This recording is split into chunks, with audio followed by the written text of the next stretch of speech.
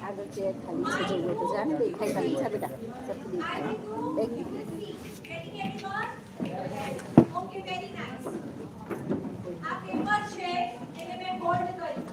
ધ્યાનથી જોજો okay fold કરીને ક્યાંથી કાપ્યું જમણી બાજુથી કાપ્યું ઓકે પછી આમ પકડ્યું દેખાય છે સ્ટુડન્ટ ને આગળ બેઠા છે સ્ટેજ પર જાઓ તમે અચ્છા સ્ટેજ પર બધા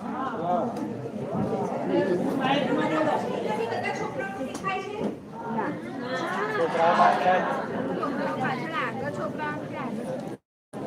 પછી એને ફોલ્ડ કરી ઓકે કર્યું ફરી એને ફોલ્ડ કર્યું ઓકે ફોલ્ડ કરીને લેફ્ટ હેન્ડ સાઈડ થી ક્લિયર છે